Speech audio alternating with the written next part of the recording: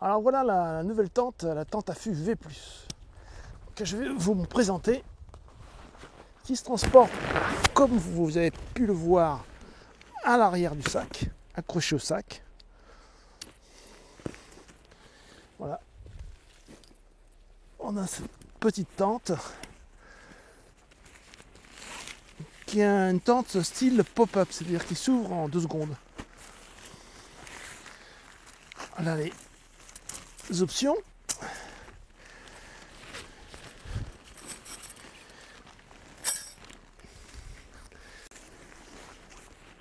Donc attention, ça va aller très vite, voilà, ça va très vite à ouvrir. Ensuite, je la mets à l'endroit, c'est mieux.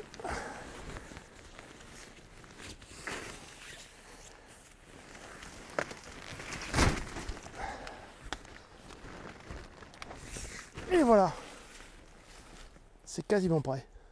Rapide, n'est-ce pas? Donc c'est une tente à fût de secondes, c'est-à-dire que ça déplie très facilement. Je vais vous montrer après comment on fait pour la replier. C'est très important, je vous expliquerai.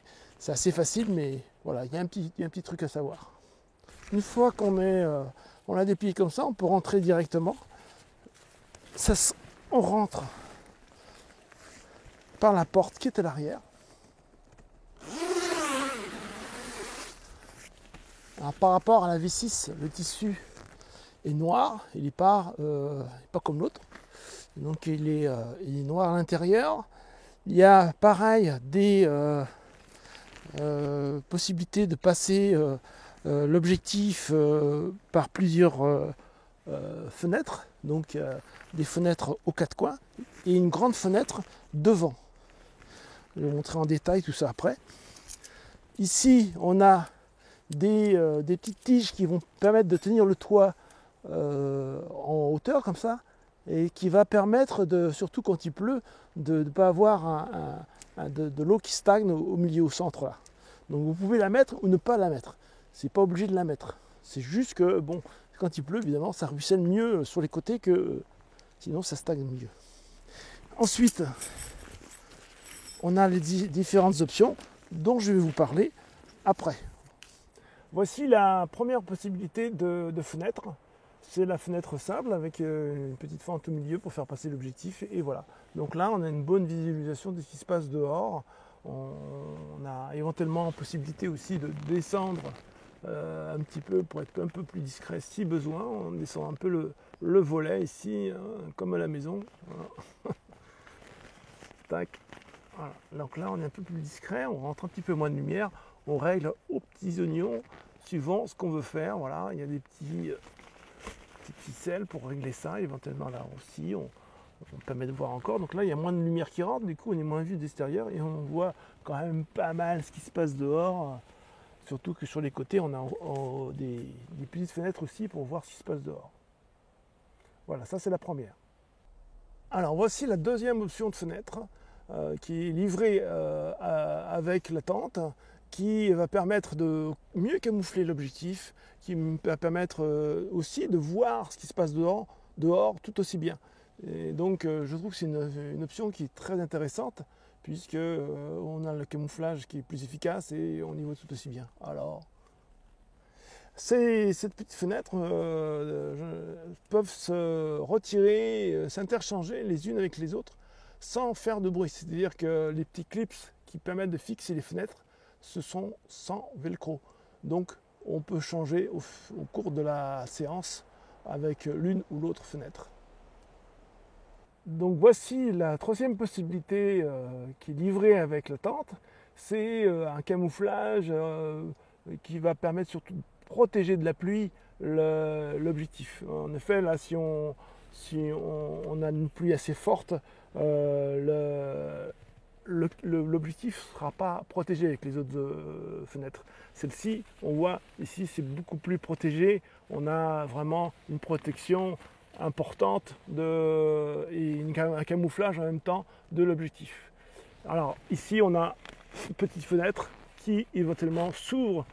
Ça peut être aussi intéressant si on veut quelque chose d'extrêmement discret, si le sujet qu'on veut filmer, photographier est sensible au mouvement. Et donc là, on a une visualisation très faible, mais très discrète. Du coup, on est moins sensible, enfin les oiseaux, les animaux seront moins effarouchés par votre mouvement à l'intérieur de la tente. Et ces options, on peut les mettre que sur cette partie de la tente, ce côté de la tente. Sur les autres côtés, on a des ouvertures aussi. On a des ouvertures pour y voir. Alors, je passe mes deux doigts. Donc là, on peut y voir. On a des petits filets pour être moins visible. On a possibilité de mettre le volet sur le dessus sans velcro. Et ensuite, on peut ouvrir un peu plus la fenêtre pour y passer l'objectif. Bien, c'est un 500 mm, il est un peu gros, et voilà, on peut passer l'objectif. On peut même, après, vous serez vu évidemment, on peut ouvrir complètement aussi. Voilà. Du coup, là, on voit parfaitement le bonhomme qui vous explique la tente. Alors, ensuite, on peut aussi ouvrir par la porte. Là, je suis face à la porte. Donc la porte permet d'avoir cette grande ouverture devant. Donc là, pour les cinéastes animaliers, je pense que c'est vraiment intéressant parce que là, on a une très grande visualisation de ce qui se passe dehors. Si vous êtes un petit peu claustro, là, vous risquez pas d'avoir un problème de claustrophobie parce qu'on a vraiment de l'espace. Et bien sûr, on passe l'objectif par cette ouverture. Donc là, permet de voir vraiment confortablement ce qui se passe dehors. Voilà l'intérieur de la tente qui est donc noire, qui présente pas mal de petits accessoires. Par exemple là on a un petit filet, une petite poche pour mettre deux, trois petites choses, une carte mémoire, un téléphone portable, je ne sais quoi. Donc là on a la fenêtre dont je vous ai parlé qui est sur les côtés, qui permet d'ouvrir complètement. On a même derrière moi, hein, c'est exactement la même chose. Donc on a les deux côtés, droite et gauche, qui sont identiques. Et l'ouverture principale ici, avec les petites fixations qui sont très discrètes, qu'on peut interchanger sans faire de bruit. Donc ici on a aussi l'option pour passer le trépied, l'agent du trépied en dehors de la tente. Voilà, donc ça permet aussi éventuellement de faire une prise de vue au ras du sol en passant l'objectif à travers l'ouverture. On peut aussi complètement ouvrir cette partie si on veut. Ici sur le toit, j'ai mis les tendeurs. Hein, qui se mettent dans le petit, je ne sais pas comment on appelle ça, petite poche dans laquelle vient s'enfiler la tige. Il y a la place dedans, il y a de quoi mettre facilement son sac photo et éventuellement allonger ses jambes. Je suis assis dans le siège Tragopan qui est à la hauteur idéale. Alors moi je suis pas hyper grand évidemment, vous avez pu remarquer sur les vidéos, je fais 1m69, ouais 69, donc je suis pas très grand, mais voilà j'ai quand même de la place évidemment au plafond. Donc je pense que quelqu'un qui fera 1m80 se sentira aussi confortablement installé que moi. Mais je pense que ce petit siège Tragopan est idéal. Maintenant, voilà, si vous achetez cette tente, c'est peut-être une première tente à fût. J'espère que vous aurez, parce qu'elle est vraiment pas chère, et j'espère que vous aurez beaucoup de plaisir avec, et que vous aurez beaucoup de chance avec cette tente sur des animaux assez simple. L'avantage aussi, un petit conseil entre nous, pour que la tente soit bien acceptée, il faut l'installer longtemps à l'avance. C'est idéal. Si la tente arrive d'un seul coup un beau matin, les animaux vont se méfier. Par contre, c'est lié depuis 8 jours.